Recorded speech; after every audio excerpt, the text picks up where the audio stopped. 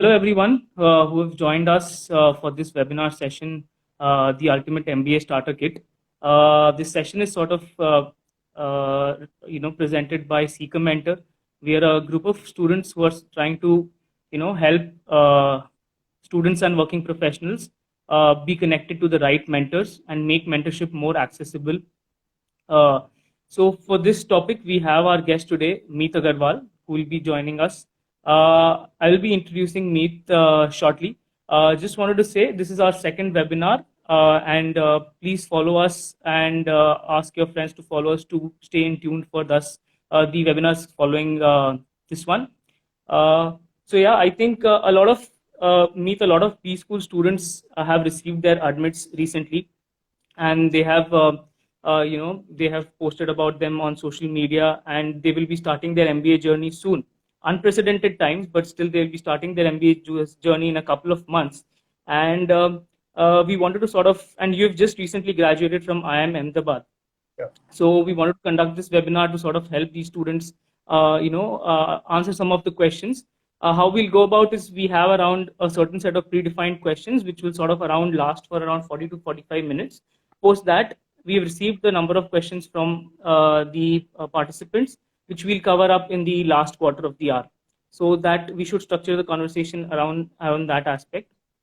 So Yeah. everyone, so just to introduce Meet. Meet is an IIM Ahmedabad batch of 20 graduate. He is a gold medalist because of his achievements in both academic and extracurricular. He was the institute ranked 6th, and apart from that, he has also participated in a lot of extracurricular activities and won a lot of medals for IIM Ahmedabad as well.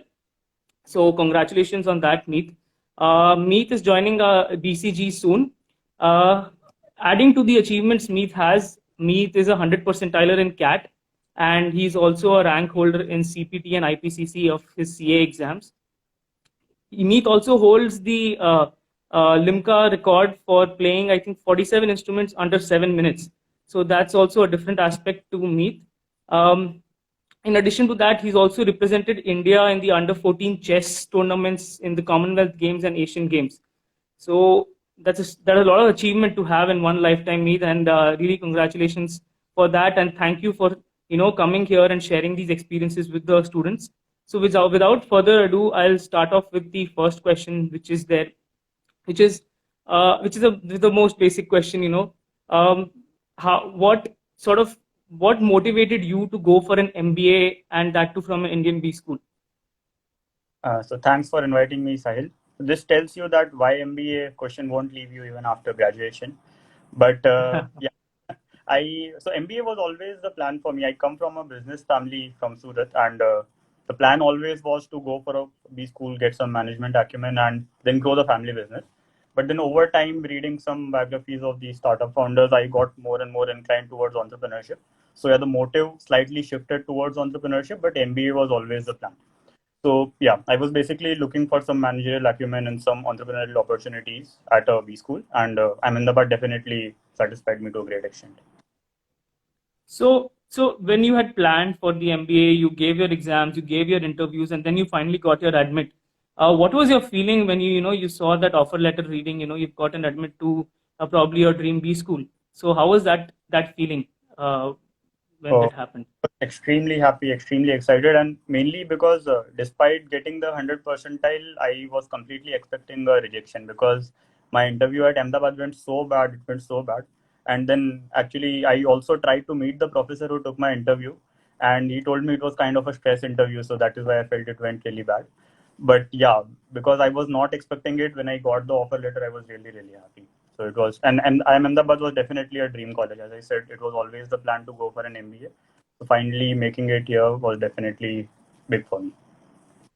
Yeah, I think a lot of people, even viewing this and including me, they would have felt during the interview that that particular college, the interview went really bad, Mhm.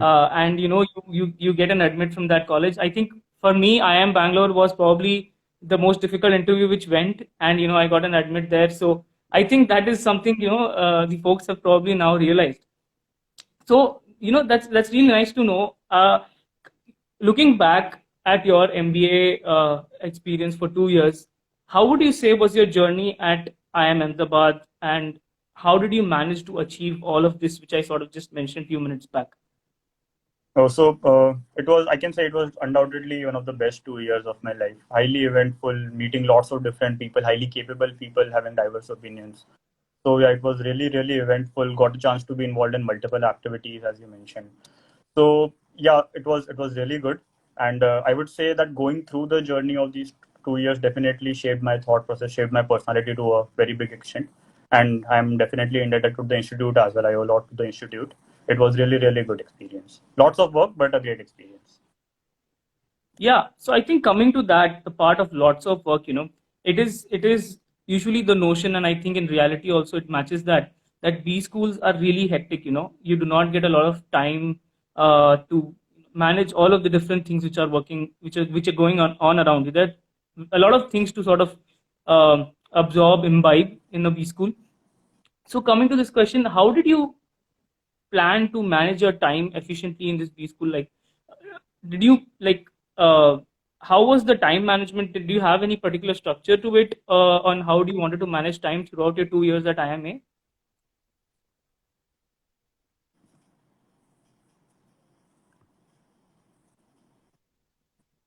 Sorry, your voice was cracking. Am I audible? Yeah, yeah. So I'll just repeat the question. No, I So got my it. question, Yeah. okay, yeah, So, I think what I could say about this is it's for most of us, for nearly all of us, it will be the last college experience. So definitely, you must have a lot of fun. You must make a lot of friends. But if we talk about the productive aspects, in my mind, I felt there were four primary buckets. So you can say the academic curriculum, that is one, the placement process, second, the networking, socializing aspect, and fourthly, the other learning opportunities. Let's say the clubs and committees, the fests, the guest lectures. I think these were the primary four buckets I had in mind. And what I felt was whatever you do, how much even effort you put, you can't really focus on all four at the same time. That's really not possible. So what is important is for you to get your priorities straight, to know beforehand which of these will you be focusing on based on what you are looking for from the 2 years of your B school, and then you invest in the areas that are most relevant for you. So, like if I give my own example, I primarily given my entrepreneurship ambitions, I focus more on the academic aspects and also the other learning opportunities related to entrepreneurship. So that would be guest lectures. So a lot of startup founders used to come to the campus, so guest lectures for them, clubs related to entrepreneurship. And then in the last month or two, I shifted focus for placement because I wanted to get into an MBB consulting firm. So you can obviously shift focus, but it's very difficult to focus on all four at the same time. okay, yeah. So very valid point, and for folks to note down that there are different buckets which a student sort of when he joins he has to cater to, and I think it might vary also a little based on student to student, and they have to sort of then decide on how do they want to allot that limited amount of time to That each of these buckets. you How need do they prioritize that? Yeah, yeah. So how coming to your the first bucket you mentioned, how important is it to sort of focus on your academics in a B school? And you managed to get an institute rank. How did you sort of maintain that rigor? Because it will be a very competitive environment. definitely. Many of these B schools, a lot of people apply, and the cream students sort of get through, and there'll always be this competitiveness which is there. So how did you manage your academics and try to score so well? So your first part as to how important academics is, I would say that will again completely depend on what your objectives are. So if you are, let's say, focused on the other three buckets, then maybe academics is not so important for you. There's not one size fits all answer for it. But for me, I could say that a lot of concepts that were being taught, I could see that they could be really practically applicable for entrepreneurship. That is why I paid attention. So how important it will be in a corporate life, that is something that one should probably ask someone who has been in the industry for 5 to 10 years and has done well. Probably they should be able to answer that much better than I can now. But but if I speak in general about it, I feel that B schools offer a very wide variety of courses. So in the first year itself, there were concepts from psychology to ethics that were being introduced, and then about these courses, there can be two outlooks. That one, there are people who said that okay, these things I'm going for a finance job. These things are completely irrelevant for me. So why should I pay attention? Why are they teaching me this? And I think a second outlook could be that it's just an opportunity to learn something new. You won't be able to read psychology later after you get into the corporate job. So I think you anyways need to attend these lectures. It's best to have a sort of learn it all attitude rather than a know it all attitude. and that's how just I went about the 2 years. The second part about how I did well, what I did differently. So I would say that my interest in commerce and business was the primary reason why probably I could do well in academics, because the factor that you mentioned, it was extremely competitive, and I'm sure there were people much more capable, much more intelligent than me. So I think the interest factor was probably a major differentiator. Okay. Okay. Yeah, that makes sense. And so, uh, were there any particular sort of a regimen you used to follow with your academics, Meet? Was that, a specific number of hours you decided to give every day, or was it sort of more with respect to when it comes, I will sort of then tackle the examinations or things like that? So no specific regimen, because there are a lot of things that you need to juggle with. There are the clubs and committees that I mentioned, placement work and all that. So you cannot have a fixed number of hours, but at least speaking for Ahmedabad, they followed the case method very strictly. So all you can do is at least make it a point that there are 3 lectures to the 3 cases. Just read all the 3 cases properly, have your opinion about them. Just follow the case method properly, and I think that itself should solve most of your problems. Right. So one brilliant point you touched upon was, the case pedagogy, Yeah, which most of the B schools today have.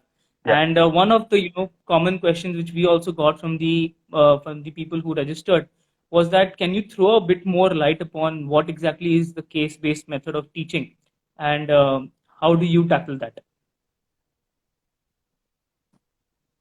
Yep. All right. So the broader idea around here is that they want you to step into the foot of a manager. It could be a CXO level manager or a mid-level manager as well. And then there is a case around it. There is a particular situation, particular decision-making, moment, and you need to step into the shoes of that particular manager, understand the entire scenario, read the exhibits, do some calculation, and then it's important that you form your own opinion about it. So just like an Right. actual scenario, they're trying to simulate an actual situation.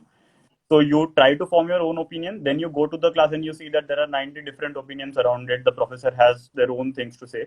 So then you just discuss the opinions with the professor, with your peers, mostly with your peers. And then at the end of the class, you ultimately form a more refined opinion. And then they suggest that you should also devote time for some reflection after the class. I don't think many do that. There is hardly time for that. But that is the entire process. So if you are able to follow, definitely it will be a great learning experience. It's the best they could do to Yeah. simulate.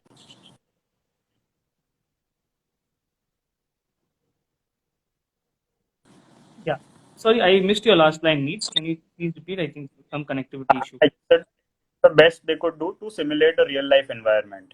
So what you will face Right. like 5 years from now in a industry in the industry. Yeah. Right. Yeah.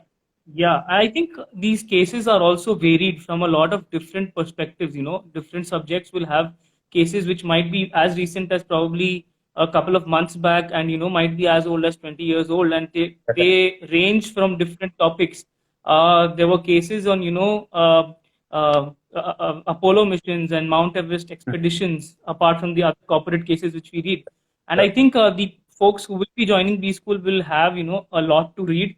That is one thing which I also learned, was that you need to do a lot of reading, and they'll be sort of getting to know perspectives of very different sort of fields which they read about. Yeah. So yeah, I think coming to the classroom learning, we touched upon case studies. The next topic was, a lot of these classes have collaboration, requirement of collaboration. So in B schools, what the folks will sort of observe is, a lot of courses make you work on projects. Some are, some subjects especially are very project oriented, right? And in that aspect, you have to form groups, you have to collaborate with those peers, probably whom you've just sort of recently met a few weeks ago. Yeah. And then so how was your experience, and what would be your tips for students who are going to work in this collaborative environment Yeah. and participate in groups? So I'll just broadly share what happens. So in the first year, the PGP office makes the groups, and for in our batch, they changed every term. So in the first year itself, we had 3 different groups, and those were not made by our choice; they were made by the PGP office. So I felt that they had recently changed this policy of changing groups every term, and I felt that was a really good change, because you could really evaluate across your 3 groups as to what worked well, what didn't work well, and what were the reasons for the same. Otherwise, you can simply say that, oh, my group mates were not fine and that is why I didn't do well. But now you are getting three different chances, and you get to evaluate what works well, what doesn't work well. And of course, there will be factors around task division and allocation. But for me, a major learning which I didn't expect was that the importance of an informal connect with your group mates. So what we did in the initial few months is that so these are already people you don't really know. You have just entered, and there's a lot of new things happening. So you just met Right. these people, the 6 people in your group. You just discussed work, and then you immediately left. But over time, we saw that the groups that were actually developing an informal connect, so they were talking about more personal aspects, they were having study group lunches, study group dinners, they could really function much more smoothly. They had much better work relations, and it was definitely getting more productive for them. So over time, we also started implementing that. We started meeting, let's say, in the canteen rather than the library. So I think that informal connect is definitely very important. And then you see these in consulting firms as well. So consulting firms need to work in groups. So at least in BCG, I'm aware that it's a compulsory case team outing for every project. So they actually want you to develop those informal connects, so that it must definitely lead to a growth in productivity. So yeah, that Yeah, was and I think one of the major, objectives of forming these groups is sort of to again simulate the real life corporate environment once these that. folks graduate. Because even when I am working, there's a specific team. I work as a product manager, and there is a design team we have to work with. There's an engineering team we have to work with, and similarly for other streams as well. There will be a lot of different colleagues. They will have to interact, collaborate on the projects. So I think this sort of group formation early on in these schools, and having to work with different kinds of people. Some are over enthusiastic. Some probably might cut a little slack. So you have Yeah. to try to manage everyone, get everyone to work, and complete that assignment or task, whatever is in hand. So I think that is also sort of an experience these folks will sort of go through in the next 2 years when they come. Coming to another topic is a lot of this collaboration not just extends into the classroom, but sort of on a lot of competitions as well. So we see that as soon as from your first semester, you have a lot of competitions coming up, and which sort of carries on, I think, the sixth semester. So you have a plethora of competitions, industries whose competitions you can participate in. And could you tell us on how was your experience participating in any of these competitions, and how did you go about forming your groups or forming your teams in them? Yeah, so one major differentiator for the competitions, as you mentioned, is that there's a chance you get to form your own groups. So it's a team of 3 or 4, and then you probably join with your friends. Or people also had the factors of getting in people from different disciplines. So you have one chartered accountant, you get one engineer, you get, let's say, one lawyer and all. So definitely these are the factors. But speaking about my experience with competition, so I personally took a call of not participating in a lot of competitions. So as we are talking about, it's a lot of trade-offs, and I know my friends who are really, really capable, and they participated in, let's say, 50 competitions, and they did really well, and they claim it's a great learning experience. For me, it didn't fit really well. I just wasn't very motivated for competition, so I focused on other aspects. So yeah, I think, but it should definitely be a good experience. I think in the first term, when you have time, you can try out the competitions, and then if you feel it's adding to your learning element, you can probably continue. Right. Yeah, I think so. As you mentioned, those four buckets on how you prioritize them, competitions is also a very important part in that. And various plethora of competitions which sort of occur. And, people can choose to, maybe learn from it, or, prioritize their time elsewhere. So I think we sort of touched upon the collaborative pieces in B schools. Now coming to the main segment, I think where most of these folks will be interested in is the placements. Okay. So in the second semester, I think we start off with the summer placements in most of our B schools. We have the summer placement process, and I wanted to sort of know how there's a lot of stress which is there. A lot of people when they're joining, there is this sort of a race where people are trying to, okay, I want to go into this company. This is my dream company, and there's a lot of stress, and people have to make their resumes, and they have to iterate their resumes, make those applications. So how was your process, like with your experience in those first 3-4 months leading up to the summer internship? Okay, so yeah, as you mentioned, it definitely gets very, very hectic because you need to manage both placement and ACADS, and then you are new to it. So you don't really have a habit of managing, multiple 3-4 things at the same point of time. But So again, the prioritization element comes here. So there was a complete spectrum. I could see that there were people who in those 2 months completely left acads. Even in the class they were preparing for their interviews, let's say case interviews and those aspects. So there was that spectrum which completely prioritized placements. And there is a logic to that as well, because they say that if they get into a good firm in the internship and then they get the PPO, then their rest 1.5 years is sorted. They don't really need to stress much about placements. But then the other element was that academics is also something that is very important. So I personally prioritize academics over placements, at least during the internship 2 months. And whatever choice you make will definitely have repercussions. So I completely deprioritized placements at a point of time, and that definitely reflected in the placement outcomes that I got. So in the internship, I couldn't really get into two of the firms that I really wanted to get into. So definitely that shows, and I also corrected my approach a bit in the finals. So yeah, it's a learning process. But the point here is that there's no right or wrong choice, but you need to make a conscious call as to what you want to really prioritize. Right. Yeah. So coming to the next part in this is, as you mentioned rightly, there is this resume which one has to make. A lot of people have been, asking me on social media, and a lot of questions which we've got is these folks who are about to join, what can they do right now to sort of, make their CVs? Or even once you join, what are the things they need to keep in mind while, when they're trying to create their CVs for the summer placements? Okay, so I think CV is something that you will discuss for the entire 2 months before the internship thing. And right now, I think before joining, whatever was suggested to us was just keep handy those proofs and everything, because it's a very tedious process getting to that final CV, because a lot of proofs are required, and there is a reason for that as well. But it's just a very, very tedious process, and it's best to carry along all your proofs. Just have in mind whatever you would like to put on your CV. Even if it's in buffer, you might not really want to, but just take along those proofs. And then once that review thing gets done, then I think it goes well. And I think one learning about the CV that I had is get as many reviews done from your seniors as possible. So in my internship time, I wasn't really aware of how to go about these things. I did not really have a lot of connects before going to campus. So I didn't get a lot of CV reviews done, and that definitely reflected. As I said, I completely prioritized the CADs over placements. But then that was a mistake on my part. So I corrected it in the final CV. And when I compare my final CV from my internship CV, there is clearly a difference. So I could myself see why, if I didn't get some shortlist, I could see the reason for that.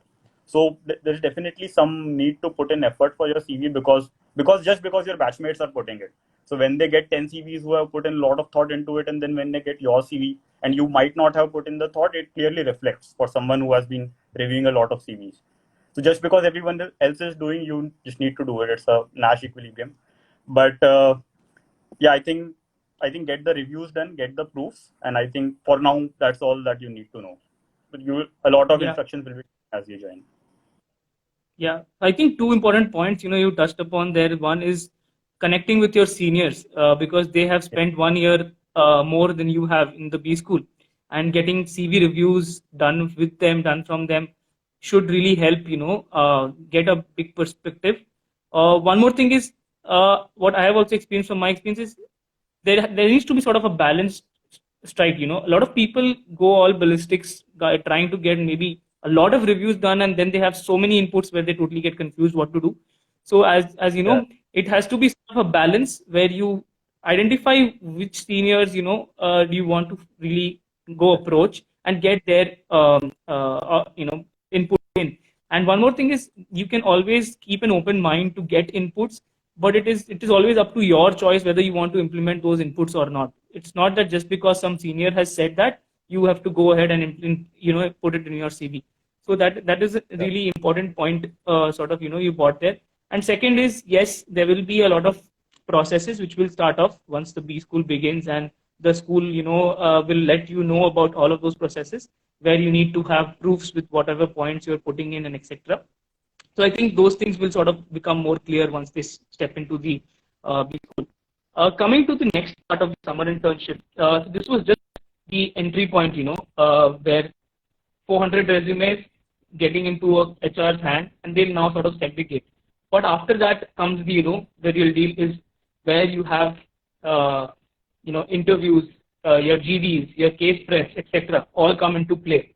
So can you sort of help throw some light on how does one do these sector preps or case preps, for their preparation? Okay, so there are multiple. So I personally prepared mainly for consulting, so that is what I think I should touch upon. But there is a lot of material available. So there is case books from IIM, BCL, ISB. There is case books from HBS as well. And there are separate books written. Victor Cheng videos are pretty popular. So I think there is Yeah. just material for you, but it's just about choosing the right material. So let's just say you pick up 2 to 3 books of these, do some cases from them, and then it's important to build a right case group as well. So as you enter, let's say a month or two before the internship, people will start forming case groups. So this is just a group of 6 to 7 people among whom you will do these case preps. So case preparation is usually done in pairs. So yeah, you form the right case group, and these are not just people who are, let's say, the most intelligent in the campus, but these are people who will help you out and point out your mistakes whenever required. So there are people who might just not be interested in helping you improve, but they just want you as a partner. So it's important to have the right set of group, right set of people around you, especially during the times of this internship, because you are not really aware of how people are. They have just entered. You are getting familiar with a lot of new things. So better to have your friends with you in this time. Keep getting their feedback. Keep doing interviews, these case prep interviews with seniors, getting their feedback, and then you can definitely refine your approach over time. So again, this is something that you don't need to worry at all now, because a lot of these things will bombard you as you enter. So yeah, case prep is something you can easily do after entering campus. Right. So yeah, I think, as for the people who are watching this, as Meet mentioned, there'll be a lot of material which will be provided when you join in terms of PDFs and a lot of other books which will be sort of suggested to you or provided to you. One point you mentioned is that you sort of focused on your consulting prep. Similarly, it will be better for people who are joining these schools and who are planning for their summer internships to be a little more aware that they have limited bandwidth to allocate. They need to sort of have a priority order in mind on what sectors do they primarily want to target in their summers. One thing about summer internships is that it is as unpredictable as it can get. So, but I think in the preparation phase, they can have some sort of a priority order, maybe if they want to get into consulting or finance or some roles in sales and marketing. So it will be a little better to sort of have a prep going on sort of some time before their summer internship starts. And as you said, you started doing your case preps, forming groups of people, and helping each other out. Similar can be done for other verticals as well. Definitely. And I think all of this will be suggested when people join in. Now coming to moving from the prep to coming to GDs and interviews for the summer internships. So what was your experience with these GDs and interviews? Were they very similar to some of which you might have faced, say, in bachelor's, or are they more rigorous? And how do these sort of happen? So I think I personally didn't attend even a single GD, because, as I said, my preparation was completely for consult. So I didn't move to C2, and I didn't attend a single GD in the entire 2 years. Regarding the interview aspect, so again, for consult, it is completely different from the regular interviews that you do. So it was a very different experience for me, because the structure is entirely different and all that. But I think one factor that was different from the previous interviews is, I think we tried to be really bookish or something like that in the previous interviews, where we just say that, okay, we'll do this, or for YMBA as well, you can say any sort of thing. But in these interviews, there is very senior level managers taking your interview, and you can't just really globe around. So there's really pointed questions, and you need to be very direct with your answers as well. So it's best to be as mature, as clear as you can. That definitely helps in these interviews, because these are working people. They really understand their prospective employees. So just be as direct as possible. Just show your interest in the firm, and it should go well. Right. Yeah, totally agreed. I mean, like most of the folks which I sort of come, there are more than 100 plus odd companies which come during the summer internships, and they will have their senior folks, people with 15 years, 20 years experience, head HRs coming in. And at that point, it will be your substance, what you talk, which will sort of take you across the line, and not, some half cooked answers. So people will have to do a lot of prep in that aspect and be more honest during their interviews on what they know, what they don't know. Coming to the next part is, once you say have your resumes sent out or you have your GDs done, there are a lot of shortlists you get, right? So summer internships you choose, so as the same way the company chooses their candidates, the students can choose the companies they want to sort of apply and sit for. Yeah. And most of the people have a multitude of options to sort of prioritize. Like for example, if you have a day zero, or so you have say 5 companies which have shortlisted you and you have interviews, or when you're entering day one, or whatever the nomenclature is in that college, where you have all those general management companies, the marketing companies, you may have 5, 10, 15 shortlists from these companies. How does one prioritize in that situation? Because people usually going in do not really know a lot about these companies or what their roles must be. Sure. So what was your experience like, and how does one prioritize? So yeah, choosing the right firm, I think, is a very, very important aspect. Apart from the preparation, you need to spend time thinking about this. I would say that the general perception at most of these schools is that it's a hierarchy. So the C1, C2 thing, and it's a general perception. Even within consult, you will form a clear hierarchy that is prevailing in the batch sentiment, and people simply try to get to the best, the highest in the hierarchy they can. But our placement chair professor, he had a very interesting take here, that he never even had in his mind the hierarchy. He always emphasized the right fit for the candidate. So he always had that his objective was to get 400 right fits. And I think that is a very interesting viewpoint, because it's really important that you get away from that herd mentality and spend time thinking about what is really important for you. So I could say that what you can do after you join campus is you can speak to. So if you are, let's say, confused between general management and marketing, or let's say general management and consulting, you speak to seniors who went to these firms. You ask them what really happened, what they really did in the 2 months of their internship, and not just a broader level, but go into detail. Ask as many questions as you can to get a better idea as to what they actually did. And if you feel that what they are saying that they did, if that really excites you, then I think that you should try out that firm in the internship. Internship is anyway an opportunity for you to try out that firm. You're not actually seeking a job there. So I think that is a really good way. So I know of friends who come from a finance background, they're CFA, chartered accountants, but they really wanted to try out consult. So what they said is that I'll just take an internship in a consulting firm. If it works out, it's fine. I'll take the PPU and join it. And if it doesn't work out, I always have the option to go for finance in the finals. So I really recommend having that trying out mindset, speaking to as many people as you can, and then forming a better opinion. Because on the face of it, we don't really know what actually happens in these firms. Right. Yeah, so very valid point. A lot of people have these preconceived notions. There were some questions also which sort of where people were asking, how do I land up a job in this tier companies? So like you rightly mentioned that there needs to be, people need to take a step back and understand what is the right fit for them, and not go with that herd mentality that everyone is trying to accomplish that one company, so I'll also try and accomplish that one company. So that's a very important point these folks need to keep in mind. And secondly, you rightly mentioned that summer internship is a very nice concept which is provided to us. It's like an opportunity where people can experiment. People from a totally different background can try out a very new experience as well. Sort of like a refresh method you have. Once you enter B school, it's sort of refreshed. You can try out a different industry as well. So summer internships are actually a very good time to do that experiment. So yeah, very well pointed out on that, Neet. Coming to our next segment, so I think we've covered a lot of details in summer internships. Moving on, a lot of colleges start off from their third semester, like I am Bangalore. Otherwise, a lot of colleges start from their fourth semester on selection of electives. You Okay. have certain core subjects, and then you have certain electives which you sort of choose to build your expertise in.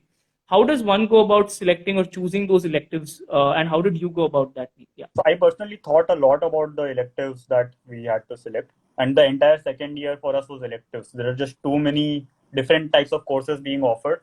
I think around 50 or 50 plus in each term, and then you select 6, 7 out of those. So what I had in mind is there are broadly 3 parameters about it. So firstly, the learning element that you get from these courses that you choose for. Secondly, the grades that you get. So there is actually a wide spectrum. For us, there were some courses who offered really good grades. There were some who offered really bad. So it depends a lot on the professor. And thirdly would be the work effort. So some courses didn't really require a lot of effort, but they gave you the credits. Some courses were a lot of high effort. So the 3 elements, as I mentioned, learning, grades, and work effort.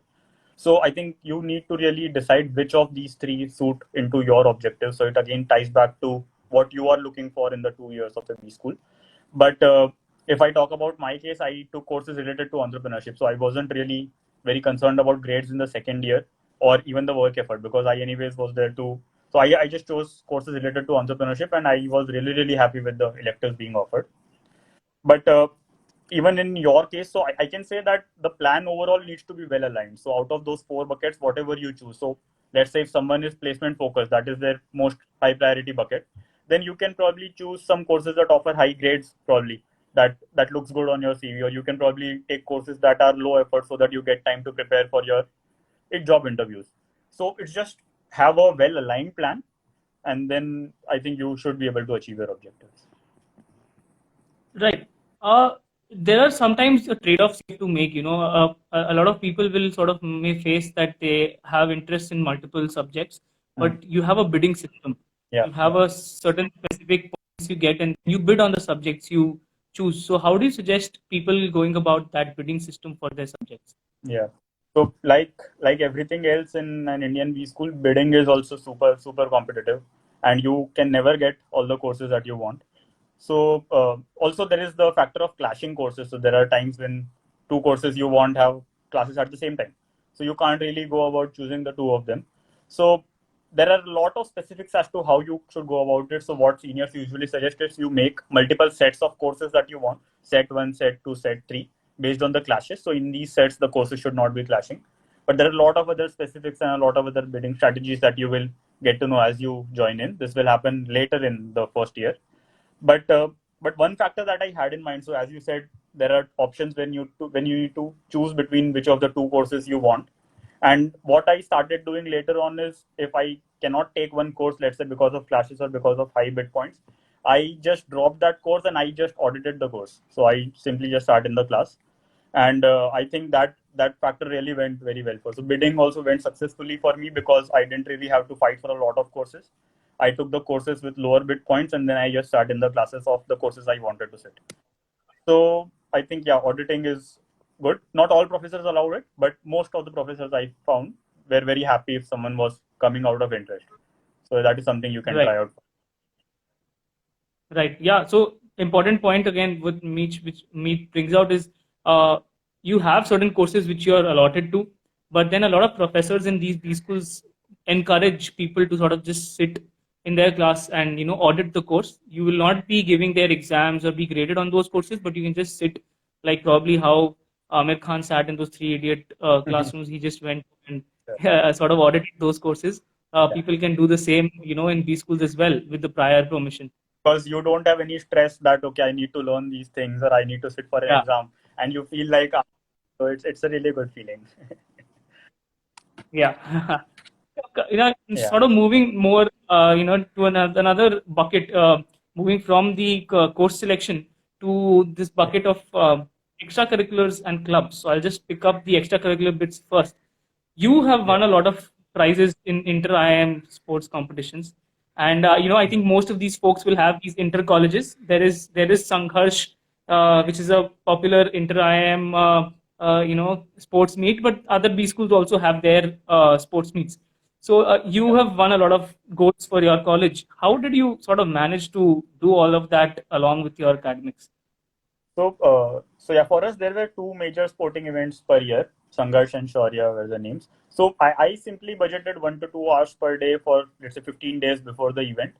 And that just went well, because for sports, people are not really so competitive because everyone else also has a lot of other priorities. So it's not like people come very well prepared. So it's fine. You don't really need to budget a lot of time for it. And I know there's a lot of noise about academics getting too hectic. But then over time, once you are done with this summer internship placements and everything, you sort of understand how to manage the things. So budgeting 1 to 2 hours is like not a problem at all. You know how to get things done in the time you have. So I think, yeah, once you get used to it, it won't be a problem. So extracurriculars, I feel, was never a problem carving out time for that. It's fine. It gets done. Yeah. So yeah, to all those folks who are worried that probably they will not get time, I think I concur with that thought. Is there is plenty of time if you want to do that particular item, and if people have interests or hobbies they want to pursue or sports they want to pursue, I think they can surely ration out time. Yeah. Moving from sports, one important aspect which people have probably started asking even now is, which clubs do I join? Do clubs benefit? Is there any correlation between clubs and placements, etc., etc.? So, what would be your suggestion, and how was your experiences with club selections in IMA? So I think clubs and committees are one of the really good parts of these schools, because all your interest really gets covered in these clubs. So we had about more than 50 clubs being offered, from let's say stargazing to painting to serious consulting clubs as well. So it's a very wide Right. system, and it's a really good element of these schools. The motives for joining a club could be, firstly, further your interest. So if you're interested in stargazing, you go about doing that. But secondly, it also helps a lot with networking with your batchmates and with seniors as well, because clubs will have members from both. So it's a very good platform to connect with your seniors better. And there are definitely CV benefits as well. So the placement aspect that you mentioned, if you put in on your CV that you were a member of, let's say, 3-4 clubs, it just show that you were active on campus. So it is better than someone who puts 0 clubs on their CV. That is one point. Also, there are few clubs that have some prestige attached to them. So let's say consult club or a finance club. So it is said that these having these clubs on your CV does have placement benefits. But my recommendation here would strictly be that, at least for the clubs, you need to follow your interest. So the trend what I saw in IIM Ahmedabad was people were applying for a lot of clubs, sometimes even more than 20 clubs. And then for whatever clubs they got selected, they just went into those clubs. And after that, because they were not really interested in that club, they didn't really work for the club. So it's just something they wanted for their CV, but then it didn't really add any value to them.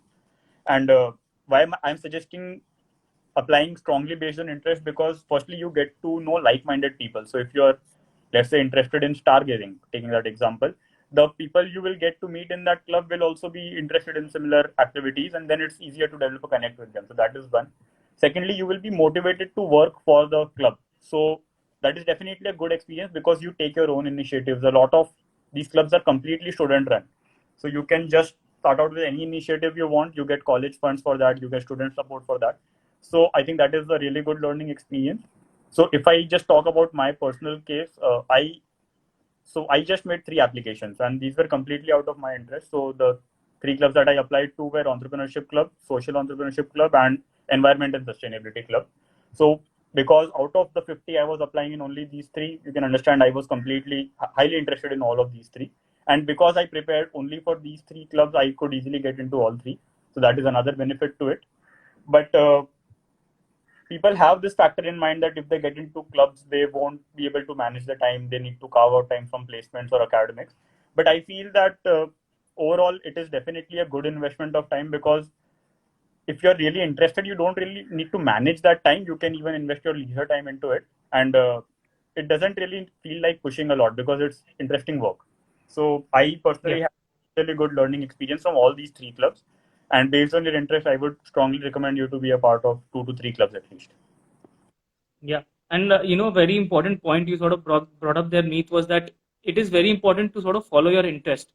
Uh, Again, with respect to how placements work for clubs, also, it is important you do not, just because everyone is applying to a club, you again go apply to a club even if you're not really interested in what work they do. So it Yeah. is important for these joinees to sort of explore more, and I think the seniors will prepare a proper seminar and introduction of all these clubs and societies. But it is important to sort of learn more about what work these clubs do, and then sort of apply to the clubs where they have most interest in. And another point which you sort of brought up was that um, it should not, be it a project group or be it a club where you're working for, and you're working as a group, as a team, it is important that you sort of give your best. Because in B schools, one thing which I've learned is that perceptions are really important. Yeah. When you enter, what perceptions you make, your self brand that you make amongst your peers, which will be the core of the network going forward, right? Your core network over 10-15 years down the line will be these folks. It is important to sort of have that sort of a good brand around yourself. So it is very important that you give Right. the best in whatever you are doing, be it clubs or be it your course groups.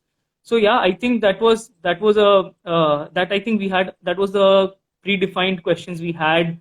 And we will now sort of just jump to some of the major questions. For the viewers, we had floated a form and we had got a lot of questions from you guys, and we sort of tried to. It was not possible to cater to all of them, but we tried to form some groups of those questions, and we'll just quickly touch upon them.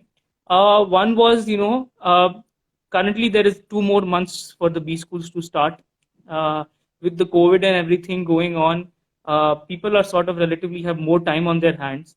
How should they utilize these 2 months?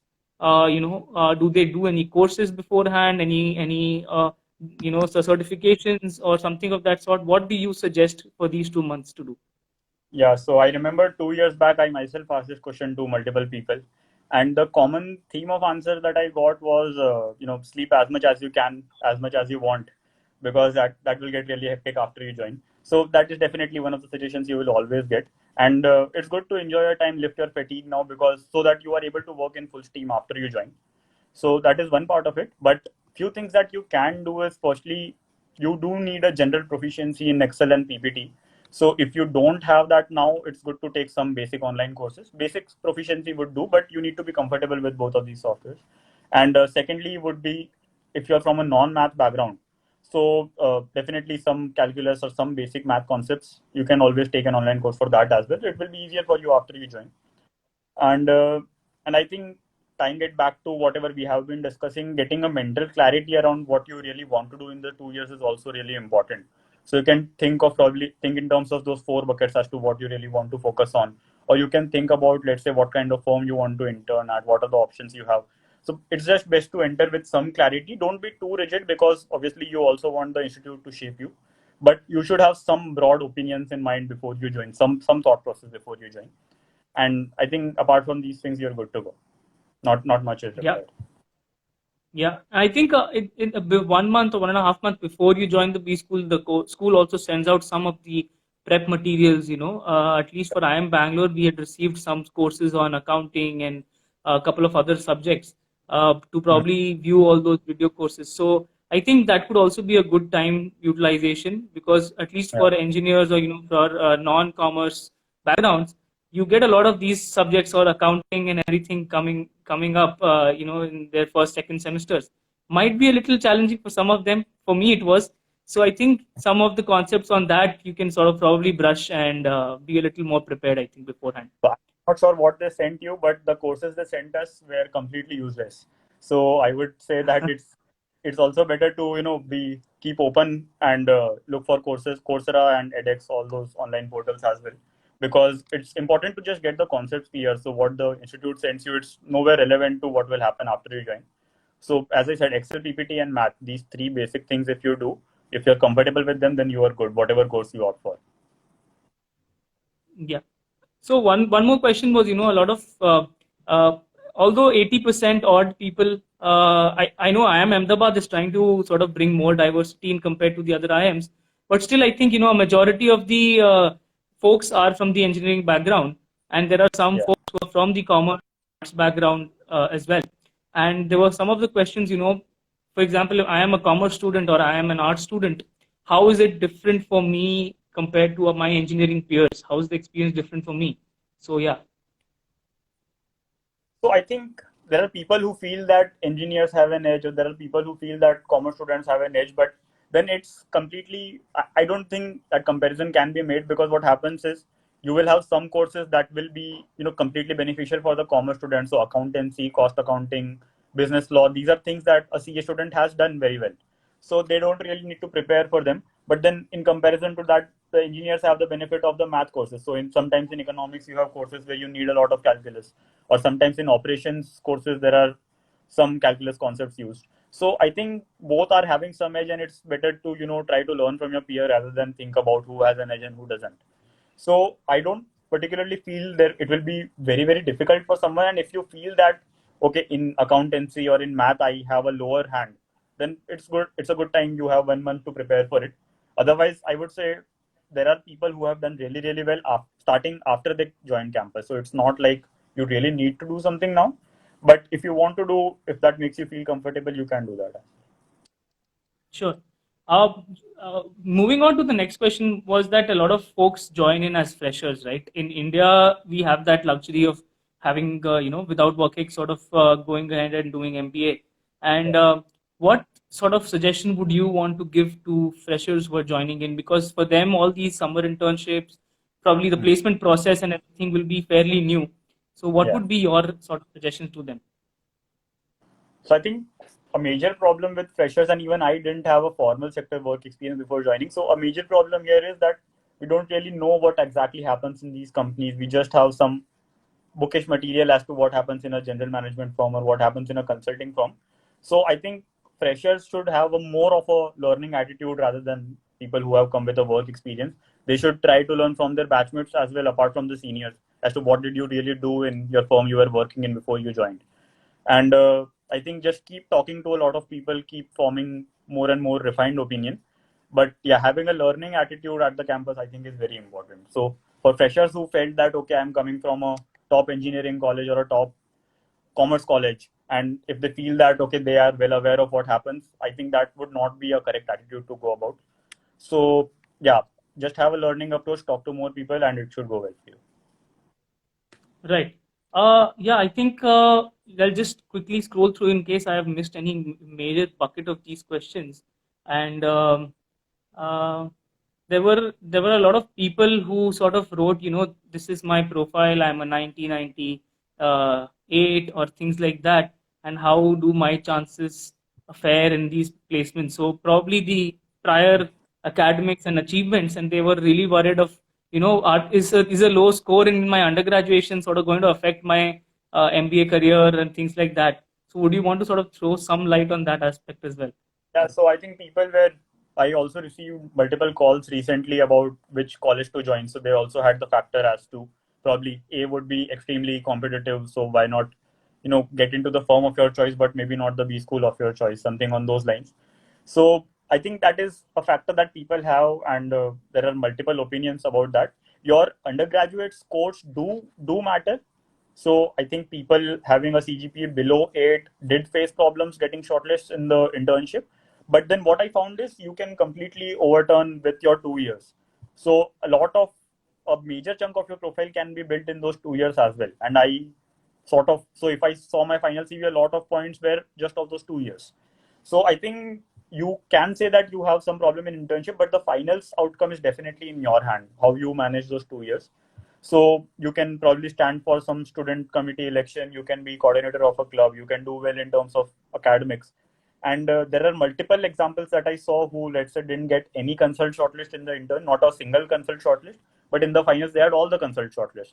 So they could completely turn the tables, and now they are into top tier consulting firms. So I would say it is a problem, but then you yourself need to take care of it. So yeah, it is still in Yeah. your ball is still in your court is what I can say. Yeah, I totally completely concur with you on this also, Meet. I've seen a lot of people with a more average academic record sort of totally turning it in their favor in these 2 years. Yeah, And yes, this does need, I think, a little bit of extra effort on their part, but I def- think in the end it is all totally worth it. So, yeah, I think uh, as a closing remark, probably, we've sort of covered most of our questions and we're sort of almost out of time. Just in a, how was your, in a nutshell, if you would want to just describe your 2 years at IIM Ahmedabad, your personal experience, how would you define that? I would say extremely hectic, but extremely productive, extremely fruitful, and it was definitely a ride of a lifetime. So Right.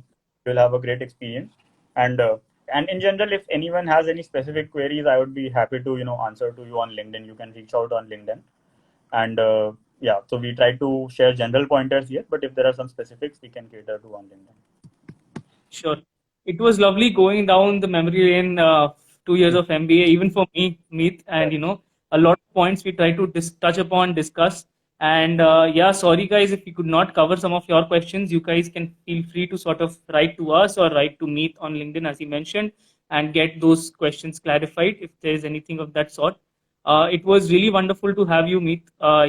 Very nice 1 hour conversation we had about B School, and I hope people felt helped by this and they take some of the suggestions we've given and sort of helps them in their B-School journey. Thank you so much for joining again, and hope we collaborate in future as well. And as a closing remark, I would just want to say that we will be keeping such webinars, such conversations going forward as well. Probably try to have webinars every weekend for you guys on various topics which sort of are pressing right now, and hopefully to see you guys on the next one as well. Thank you again, Meet, and hope you take care and all the best with your upcoming job. All the best. Yeah. Thank you.